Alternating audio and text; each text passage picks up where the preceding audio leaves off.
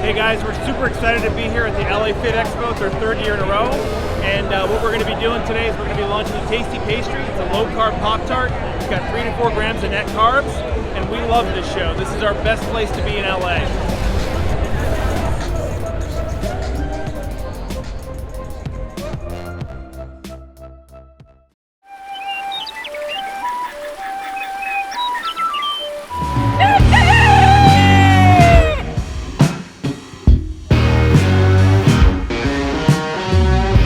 Welcome back to Legendary Foods, Muscle in the Morning.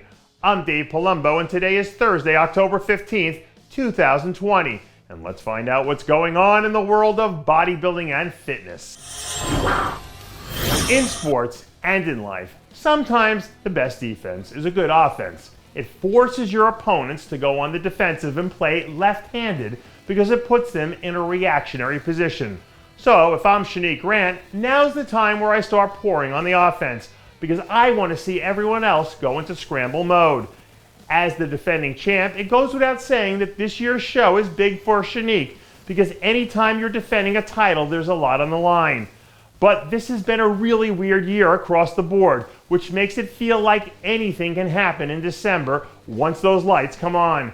For all intents and purposes, Shanique is the biggest offensive weapon in the history of women's physique right now. So as long as she doesn't forget what makes her so special in the first place, I don't see why she wouldn't have any firepower left to make it 3 for 3. 9 times out of 10, the saying numbers don't lie is true. But bodybuilding is an objective sport, which means that in some cases the numbers only tell part of the story. Take our guy Stan Longeaux, for example. A few days ago, Stan posted a side-by-side photo of himself on Instagram that showed what he looked like right before the Cal Pro in July versus what he looks like now. And even though there's only a 5-pound difference between the two photos, it just goes to show how deceptive the numbers can be in certain situations. No, the numbers don't lie, but they also don't tell the whole story either, which is what makes this stuff fascinating. There's always nuances to these situations, and figuring out how to walk that line and solve these riddles is one of the things that keeps you motivated as a coach and an athlete. By this time tomorrow, the athletes prepping for the Chicago Pro this weekend will be dotting the I's and crossing the T's on the final stage of their prep for one of the last Olympia qualifiers of the season.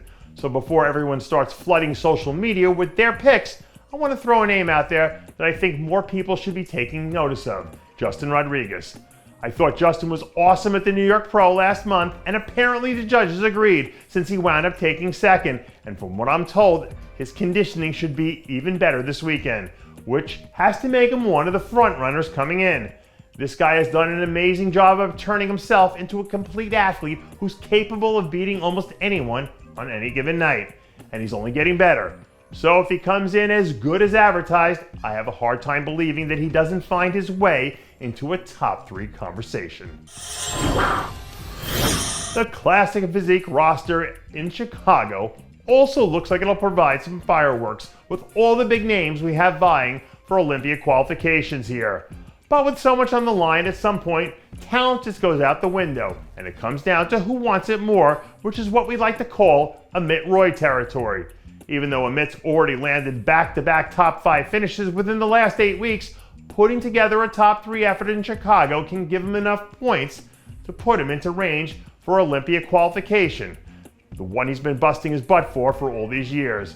Now add that to the fact that this show is one that Amit placed second at last year, and it sets the stage for one of these storybook moments you love to see. This show could end up being one of the biggest moments of Amit's career if he's ready to step up and take advantage. And that does it for yet another edition of Muscle in the Morning. I'm Dave Palumbo, reminding you to always be true to your passions, and make sure to follow us on Facebook, Twitter, and Instagram.